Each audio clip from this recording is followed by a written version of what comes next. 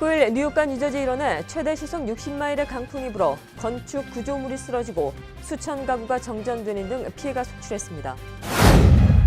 전문직 취업비자 추첨에 붙었어도 아직 비자 승인을 받지 못한 이들이 애를 태우고 있습니다. 이들이 7개월째 비자 승인을 받지 못하고 있는 것은 트럼프 현 행정부의 미국인 우선 고용에 따라 비자 심사가 까다로워졌기 때문입니다. 앞으로 뉴욕시에서 연방이민 세관 단속국의 가정집 무단 침입이 금지될 전망입니다. 뉴욕시는 16일 이 같은 내용의 조례안을 가결시켰습니다. 빌 드블라지오 뉴욕시장도 이번 조례안에 찬성 의사를 밝히고 있어 시행이 확실시되고 있습니다. 트럼프 행정부가 전문직 취업비자 소지자의 배우자에 대한 노동허가 규정을 결국 폐지할 것으로 보입니다. 소식통에 따르면 트럼프 행정부는 더 이상 전문직 취업비자 소지자의 배우자에 대한 노동허가를 하지 않기로 한 것으로 전해지고 있습니다. 공화당이 추진 중인 세제 개혁 법안이 통과되면 주택 판매자들은 양도세 폭탄을 맞게 될 것이라는 지적이 나왔습니다. 이는 추진 중인 세제 개혁안이 양도세 면제 기준을 최소 5년 거주로 변경하는 내용을 담고 있기 때문입니다. 퀸즈 라가디아 공항에 에어트레인 건설 프로젝트가 본격화됩니다. 뉴욕과 뉴저지 항만청이 지난 16일 해당 에어트레인 건설에 필요한 첫 번째 예산인 5,500만 달러를 최종적으로 승인했습니다. 이상은 오늘의 주요 뉴스입니다.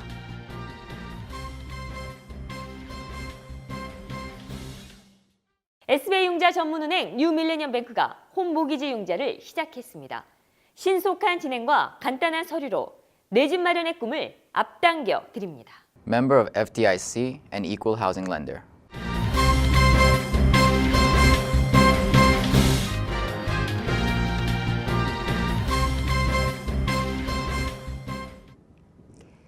시청자 여러분 안녕하십니까? 11월 20일 KBTV 뉴스9입니다. 19일 뉴욕과 뉴저지 일원에 최대 시속 60마일의 강풍이 불어 건축 구조물이 쓰러지고 수천 가구가 정전되는 등 피해가 속출했습니다. 보도에 박세나 기자입니다. 지난 19일 뉴욕과 뉴저지 일원에 최대 시속 60마일의 강풍이 불어 건축 구조물이 쓰러지고 수천 가구가 정전되는 등의 피해가 발생했습니다. 뉴욕시 소방국은 19일 맨하탄 소호에서 강풍의 공사장 비계가 붕괴돼 5명이 부상을 입었다고 밝혔습니다. 당일 오전 11시 30분경 소호의 브로드웨이 앞 프린스 스트리트 코너에서 길이 40풋 상당의 인도보조 장치가 무너져 내렸고 보행자 여럿이 현장에 갇혔습니다. 이날 사고로 성인 5명이 경미한 부상을 입어 인근 벨뷰 병원으로 옮겨졌습니다. 이번 비계는 건물 외벽 공사를 위해 지난 12월 설치됐습니다. 한편 이번 강풍으로 인해 정전 피해와 비행기 지연 사태도 속출했습니다. 전력업체인 PSE&G에 따르면 이날 뉴욕과 뉴저지에서 강풍으로 인해 나무와 전신주가 쓰러지면서 7천여 가구가 정전됐습니다. 또한 뉴저지 뉴악 국제공항은 강풍으로 인해 일부 항공기의 이착륙이 지연되기도 했습니다. KBTV 박세나입니다. 전문직 취업비자 추첨에 붙었어도 아직 비자 승인을 받지 못한 이들이 애를 태우고 있습니다. 이들이 7개월째 비자 승인을 받지 못하고 있는 것은 트럼프 현 행정부의 미국인 우선 고용에 따라 비자 심사가 까다로워졌기 때문입니다. 김희삭 기자가 보도합니다. 지난 4월 전문직 취업비자 추첨이 붙었어도 아직 비자 승인을 받지 못한 이들이 있습니다. 이들은 3대1이라는 경쟁에서는 운 좋게 당첨됐지만 정작 비자가 나오지 않아 속을 끓이고 있습니다. 20일 뉴욕 한국일보는 비자 당선 후 7개월째 비자 승인을 못 받아 OPT로 일했던 직장에 복귀하지 못하고 있는 한 한인 전문직 취업비자 신청자의 사례를 전했습니다. 사례에 소개된 한인은 지난달 이민 당국으로부터 추가 서류 요청까지 받은 상황으로 앞으로 비자 승인을 받기까지 얼마나 시간이 더 걸릴지 미지수인 상태입니다. 이같이 취업비자 관문이 좁아진 것은 트럼프 행정부의 미국인 우선 고용 정책 때문으로 풀이됩니다. 이 정책으로 비자 심사가 유례없이 엄격해지고 까다로워졌기 때문이라는 분석입니다. 실제 절반에 달하는 45%의 취업비자 신청자들이 추가 서류 요청을 받고 있는 것으로 알려졌습니다. KBTV 김희삭입니다. 앞으로 뉴욕시에서 연방이민세관 단속국의 가정집 무단 침입이 금지될 전망입니다.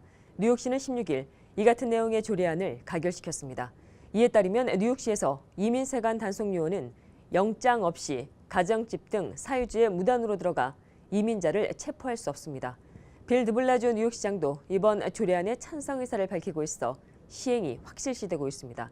이번 조례안을 상정한 카를로스 멘차카 의원은 집에서만큼은 이민자들이 가족과 헤어질 불안에 떨지 않도록 해야 한다고 강조했습니다. 트럼프 행정부가 전문직 취업비자 소지자의 배우자에 대한 노동허가 규정을 결국 폐지할 것으로 보입니다. 소식통에 따르면 트럼프 행정부는 더 이상 전문직 취업비자 소지자 배우자에 대한 노동허가를 하지 않기로 한 것으로 전해지고 있습니다. 이민서비스국 관계자도 최근 언론과의 인터뷰에서 현재 해당 정책에 대한 개정안에 대해 내부에서 논의 중이라고 밝혀 기존 정책을 포기했음을 시사한 바 있습니다. 이런 가운데 해당 규정이 폐지가 되면 IT 기업이 몰려있는 실리콘밸리의 경우 상당한 타격이 예상됩니다. 실제 실리콘밸리 내 취업비자 상당수가 배우자를 미국에서 데려와 노동허가를 받았습니다.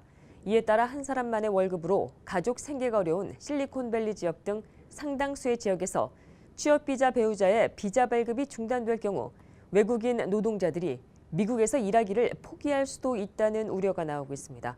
한편 트럼프 행정부는 내년 1월 2일까지 해당 정책의 추후 계획을 법원에 제출해야 합니다.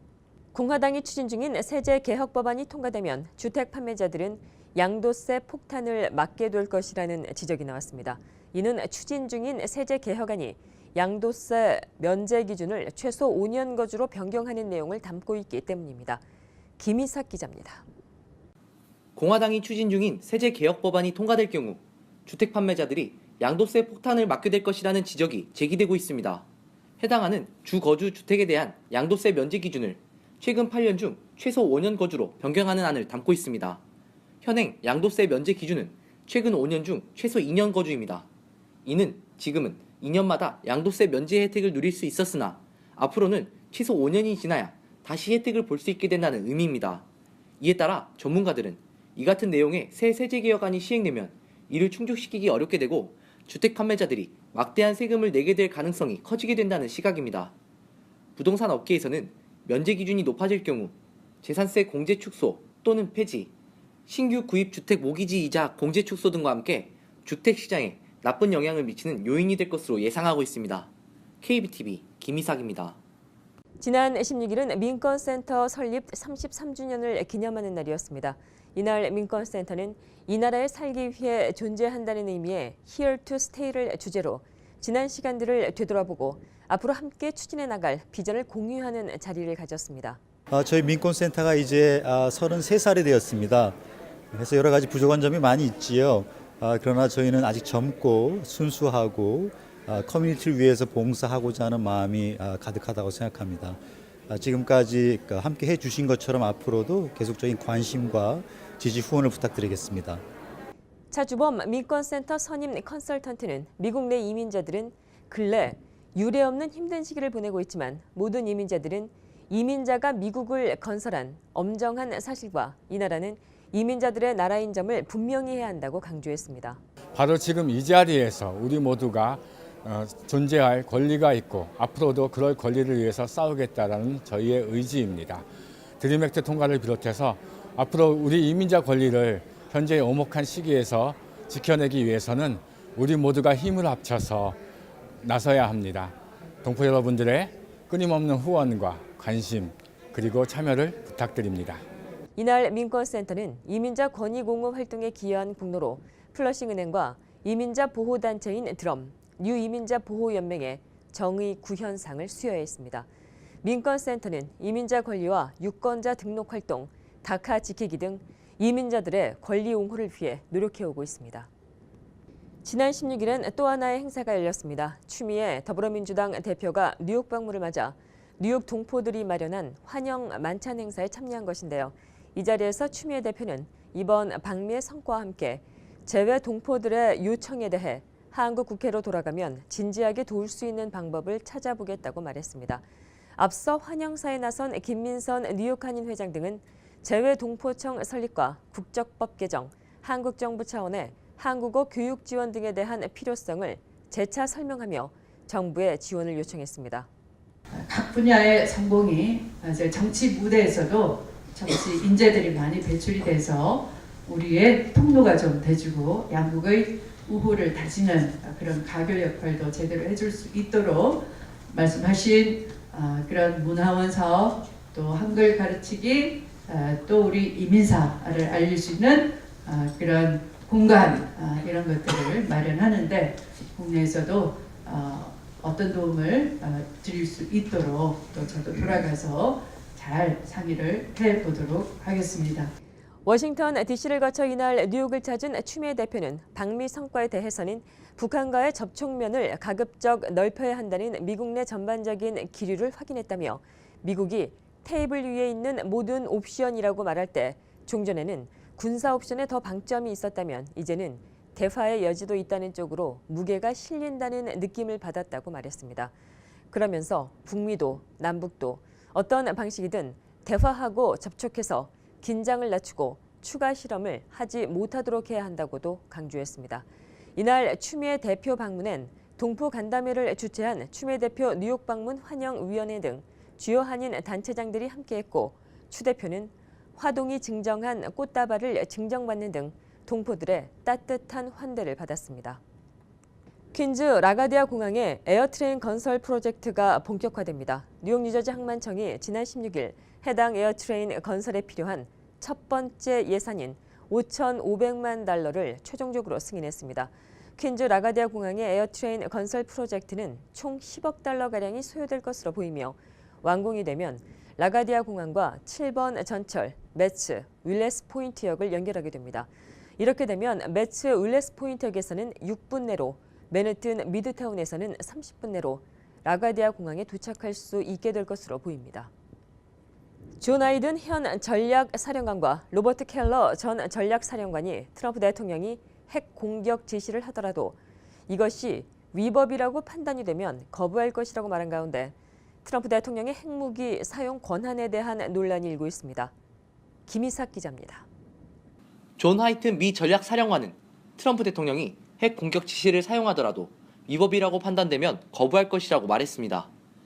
하이튼 사령관은 지난 18일 열린 국제안보포럼에서 위법한 공격은 수행할 수 없다며 트럼프 대통령에게 이같이 말할 것이라고 밝혔습니다. 앞서 지난 14일 로버트 켈러 전 전략사령관도 상원 외교위 청문회에서 비슷한 주장을 한 바 있습니다. 이처럼 전 현직 사령관이 같은 입장을 밝히면서 트럼프 대통령의 핵무기 사용 권한에 제동을 가하는 움직임이 커지는 모습입니다.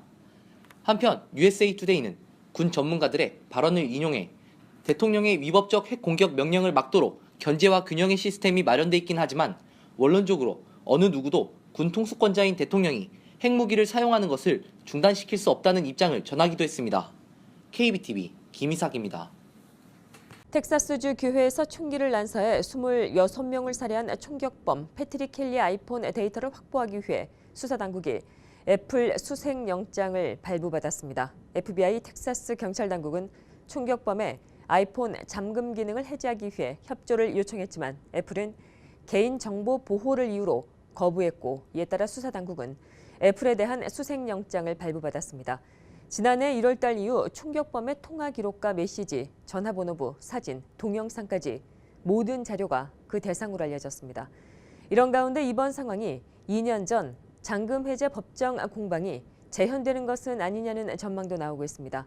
FBI는 지난 2015년 12월 14명을 숨지게 한 캘리포니아주 샌 버너디노 총기 테러범의 아이폰 잠금 해제를 위해 법원에 소송을 제기했고 법원은 수사 당국에 협조하라고 애플에 명령을 내렸지만 애플은 개인정보 보호 등에 있어 부작용이 크다며 법원 명령에 이의를 제기한 바 있습니다.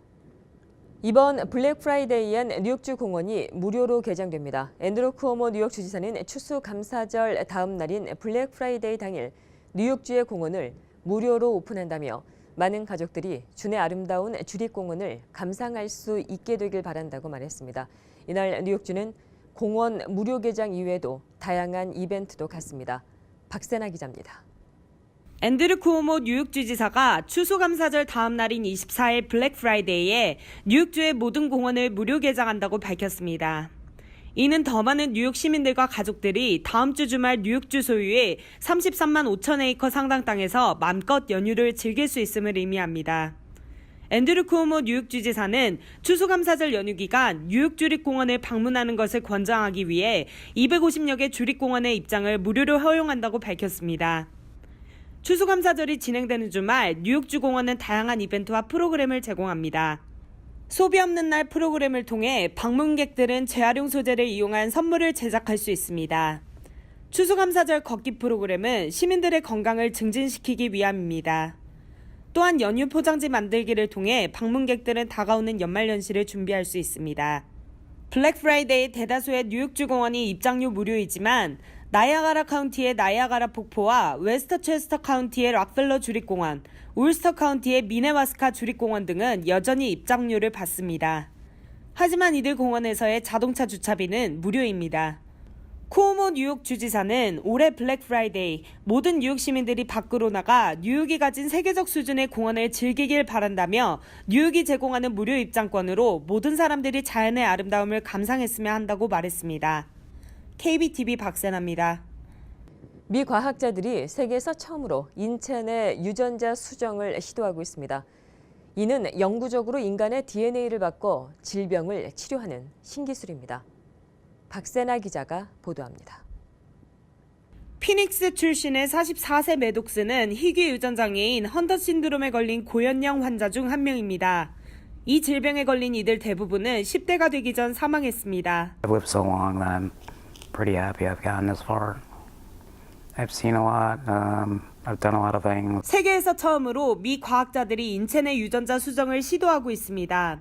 13일 매독스는 오클랜드의 UCSF 베니오프 아동병원에서 실시한 획기적 실험의 첫 번째 환자가 되었습니다. 신체 내 유전자 수정을 할 수 있는 이 도구는 바로 징크핑거입니다. 체스터 위틀리 박사가 이 연구를 이끌고 있습니다.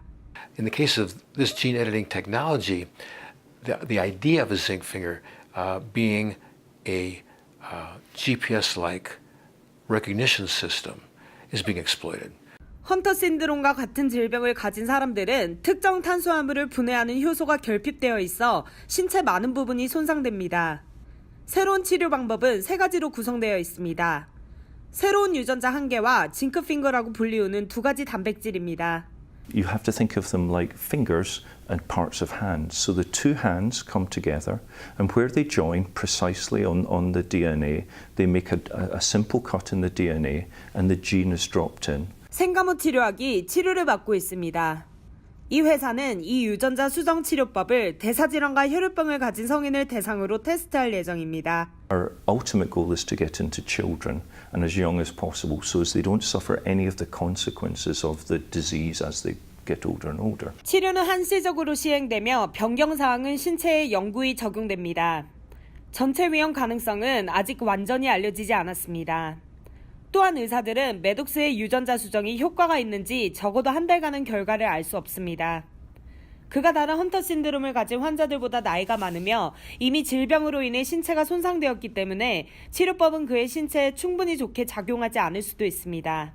하지만 매독스와 그의 약혼자는 이 새로운 치료법 실험이 단순히 본인뿐만이 아닌 미래 환자들을 도울 수 있길 기대하고 있습니다. Really putting yourself out there for the benefit of others, and a lot of those others don't even realize that you're doing this. KBTV 박세나입니다.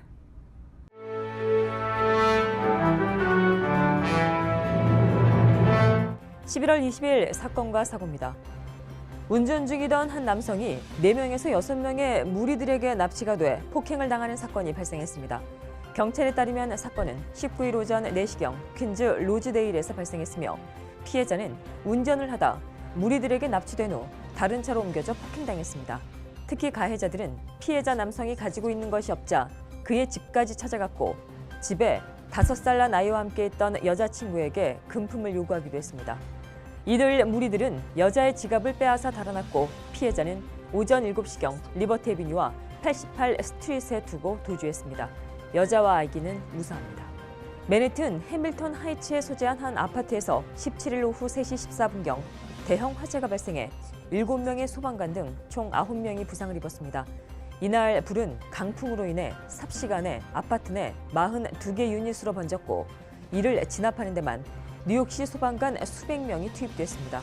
이날 화재는 18시간 끝 18일 오전 간신히 진압됐으며 건물의 위쪽 2개 층은 완전히 전소됐습니다. 관계자들은 남아있는 빌딩마저 붕괴될 수 있다고 우려했습니다. 경찰이 대형 화재 원인을 조사하고 있습니다.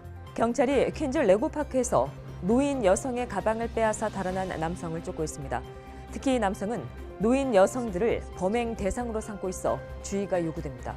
사건은 지난 13일 오후 12시경 발생했고 당시 73살의 피해 여성은 아파트에 거주하던 친구를 만나러 친구 아파트로 들어가던 중 용의자에게 가방을 뺏겼습니다.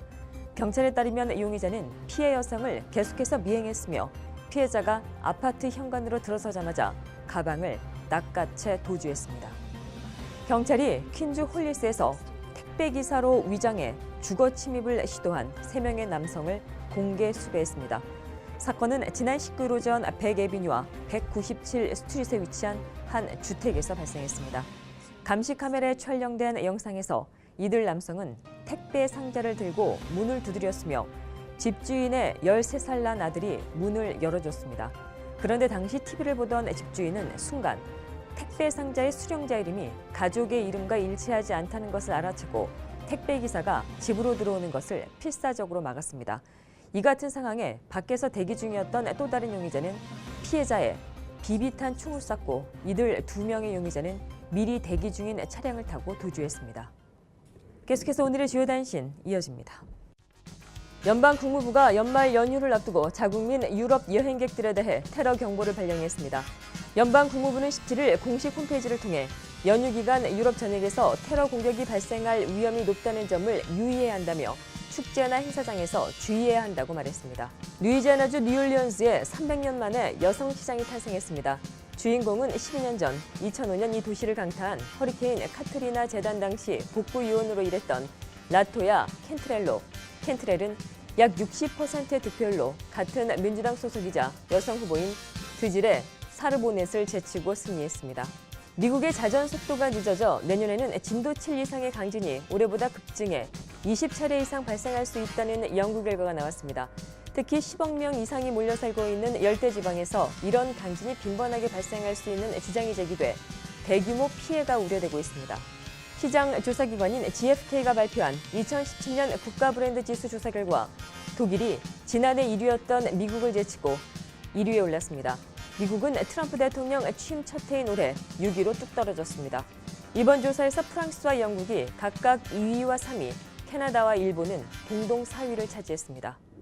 계속해서 포커스인과 커뮤니티 브리핑 이어집니다.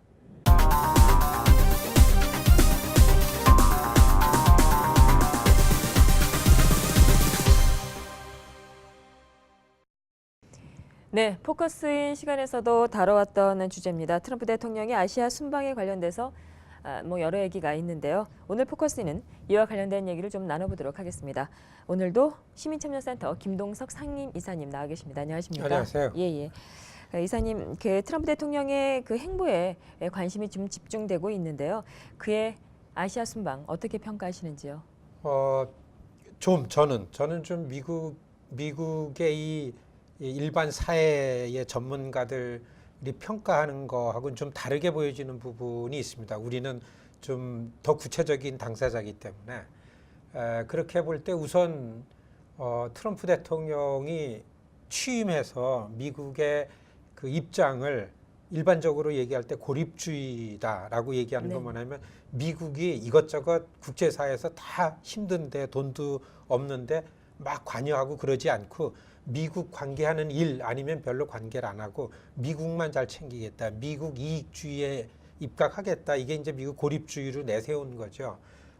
그런 맥락에서 이번에 트럼프 대통령이 아시아 순방을 하면서 보인 이런 그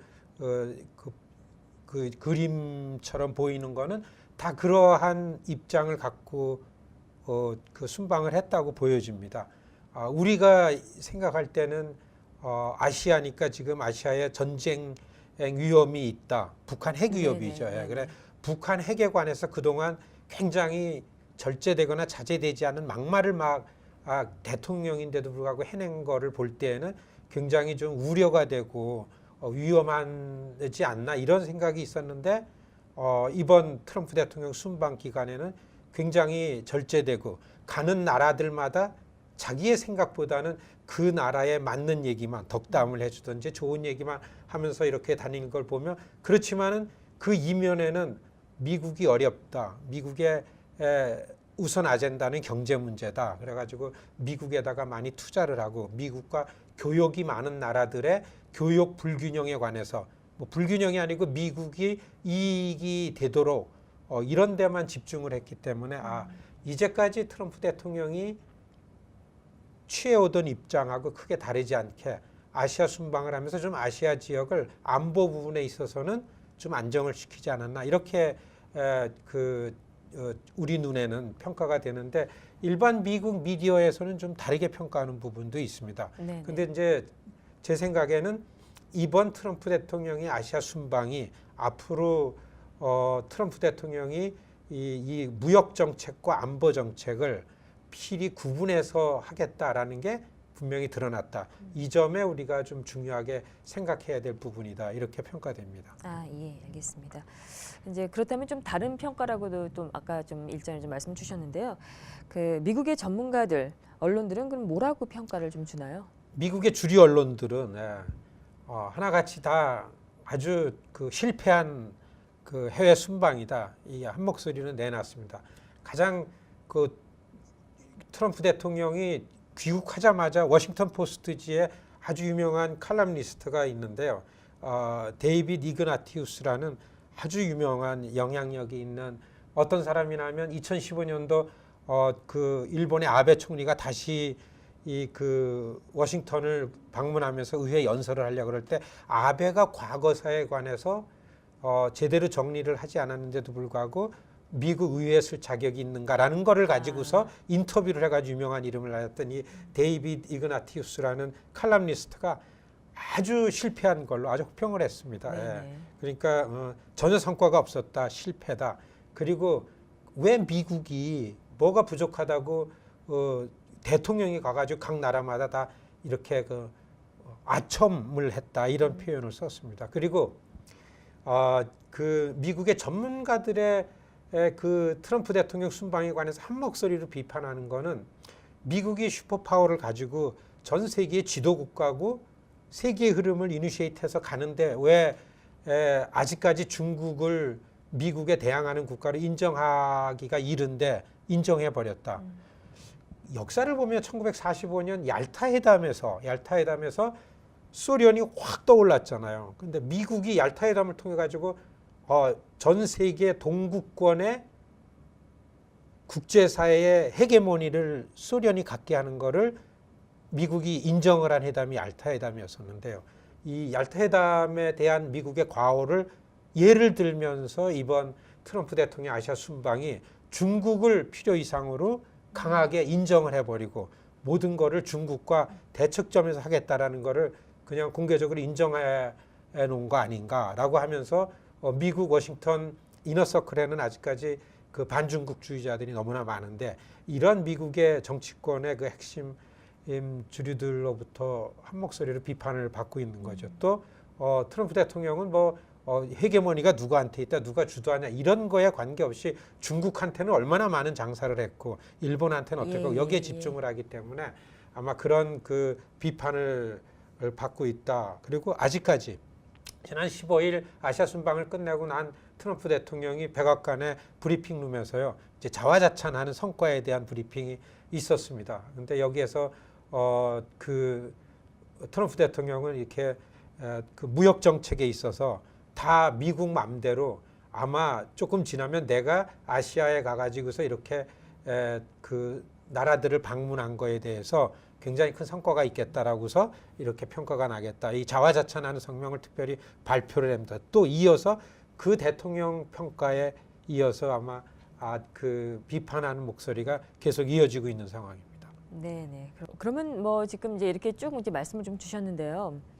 그러면 기존의 그 아시아 정책이 그럼 바뀌었다고 그렇게 좀 봐도 무방한 건가요? 어떻게 되는 건가요? 사실 아주 자세하게 진지하게 보면은 오바마 정부 때에 비해서 많이 바뀌었습니다. 오바마 정부 때에는 중국을 인정을 하지 않겠다라는 게 보여졌습니다. 그래서 중국의 남중국해 연안으로 팽창되는 거를 갖다가 남중국해 연안, 특히 아시아, 동남아시아와 일본과 한국을 중심으로 해서 미국이 이 중국을 못 나오게 팽창을 억제하는 분명한 전선을 가지고 이런 아시아 정책이 있었는데 이번 트럼프 대통령이 미리 내놓지는 않았는데 미국은 아시아에 대해서 중국에 대해서 어떻게 하나 하면서 그 공식적으로 얘기를 하면서 다녔습니다. 일본과 호주와 인도 이걸 연결해 가지고 이 아시아 정책을 펴나가겠다. 말이 많았잖아요. 네네. 한국에서는 그거를 동의하지 않고 미국이 갖고 있는 이 MD 미사일 체계에도 들어가지 않겠다라고 한국이 얘기를 한 것 때문에 말이 많은데 여하튼 이런 측면에서 이전에 갖고 있던 아시아 정책에서 미국은 일단은 일본과 인도와 그 호주를 가지고 어느 정도 베트남이나 필리핀이나 인도네시아나 이쪽까지 내려와 있는 중국의 팽창 저지선을 인정하고 거기에 그 전선을 만든다라는 이런 암묵적인 얘기가 나온 거가 아마 서서히 트럼프 행정부의 새로운 대아시아 정책이 아닌가 이렇게 보여지고서요. 그 다음에 또 하나 분명한 거는 우리한테 중요한 건데 트럼프 대통령 그 점은 분명히 했습니다. 북한의 핵 위협에 대해서 미국이 어떤 입장을 갖는가라는 걸 이번 아시아 순방에 각 나라들에게 다 얘기를 하겠다 그랬는데 이거는 하나 분명히 했습니다. 지난 15일 백악관 브리핑에서 그 쌍중단 정책이라는 게 있습니다. 중국이 북한 핵 위협에 대해서 미국에게 어떤 걸 제안했나 하면은 그러면은 북한이 핵이나 미사일 도발을 하지 못하도록 하기 위해서 중국의 생각은 북한도 핵 실험이나 미사일 실험 하지 마라. 그 대신에 미국도 한국이랑 같이 군사훈련을 동시에 중단해라. 이게 중국이 제안하고 러시아가 동의해내고 그렇지만 미국은 절대 동의할 수 없다. 이렇게 했는데 이번 트럼프 대통령이 중국에 가서 시진핑 주석을 만나서 절대 그렇게는 하지 않겠다. 한국과 미국의 연합 군사훈련은 벌써 이전부터 계속 되어 오던 거고 이거는 다른 차원에서 하는 거기 때문에 북한의 핵과 미사일 도발에 연계시키면 안 된다. 미국은 거기에 동의할 수 없다. 이걸 분명히 했다. 그러니까 시진핑 주석은 다른 형태에서 북한의 핵 위협을 중국이 책임지도록 해라.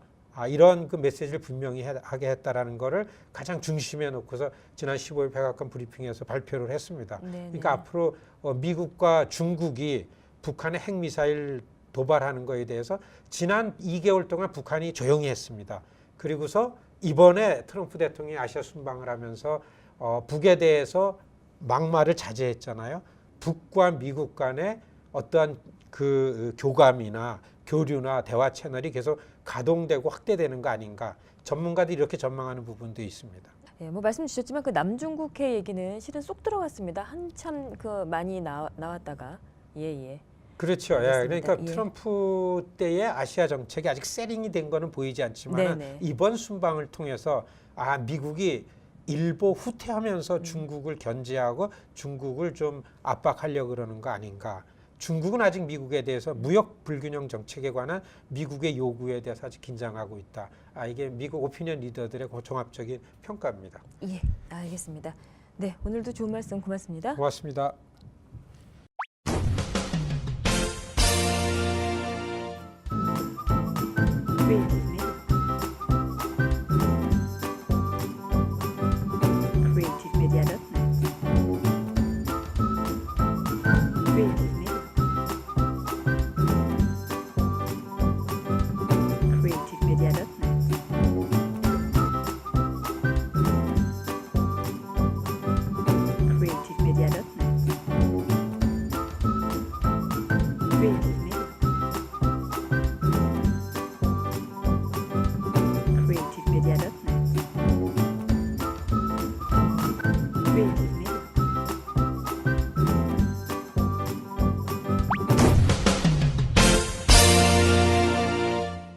이어지는 순서 환율과 증시입니다.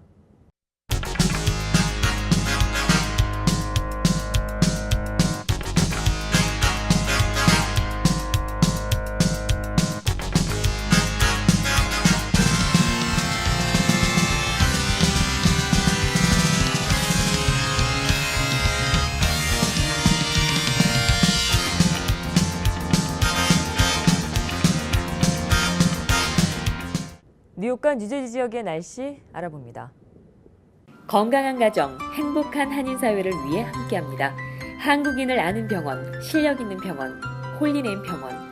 KBTV 오늘의 날씨는 홀리네임 병원에서 제공합니다.